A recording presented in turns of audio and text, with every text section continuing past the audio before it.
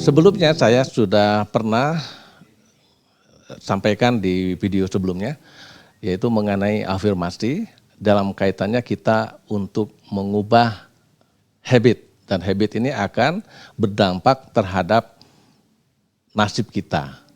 Jadi dari habit masuk ke karakter dulu, nanti dia akan menjadi dampak atau berdampak terhadap nasib kita.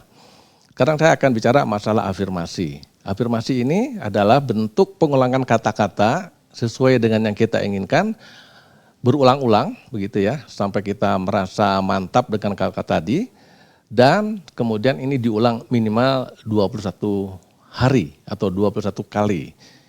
Lebih ideal tentu tiap hari sekali itu ya, makin sering semakin baik. Ini cara teoritis. Persoalannya adalah banyak yang melakukan afirmasi tapi gagal. Apa sih penyebab kegagalan ini? Salah satunya adalah karena ketika melakukan afirmasi ini tidak memahami yang namanya bahasa bawah sadar. Jadi bawah sadar itu dia tidak bisa membedakan apakah ini benar atau salah. Oleh karena itu kita perlu memahami bahasa bawah sadar ini. Seperti apa contohnya? Saya akan sebutkan 4 saja di sini. Yang pertama adalah ketika kita ingin mengafirmasi, maka katakanlah saya ingin semakin sehat.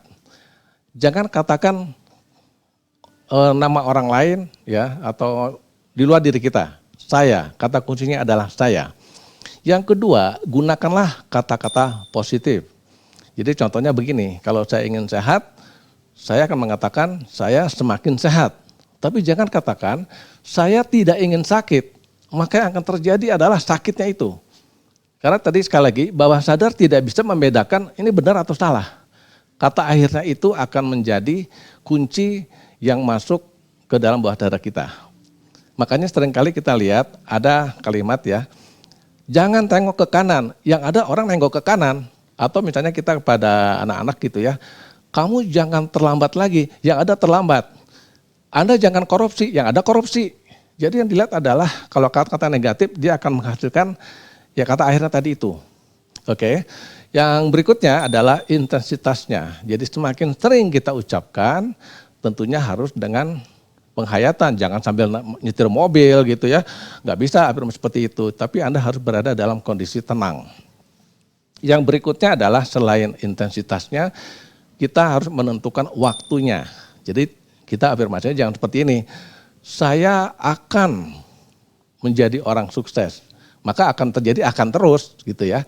Oleh karena itu kita harus menggunakan kata-kata saat ini. Kalau dalam bahasa Inggris namanya present tense ya. Jadi kita seolah-olah saya sudah sukses, seolah-olah saya sudah sehat. Nah kadang-kadang orang merasa ada pertentangan antara pikiran dan perasaan. Ini hati-hati. Karena kalau terjadi pertentangan, maka yang akan terjadi adalah apa yang dirasakan, bukan apa yang dipikirkan. Nah, untuk menjembatani ini salah satunya adalah menggunakan kata semakin supaya logika kita dan perasaan kita nyambung. Misalnya, semakin hari saya semakin sukses. Jadi akhirnya nyambung tuh.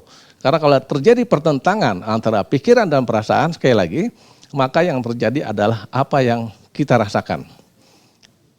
Oke, sekarang silahkan dicoba. Semoga berhasil dan semoga semakin sukses, semakin sehat, dan semakin sejahtera. Terima kasih.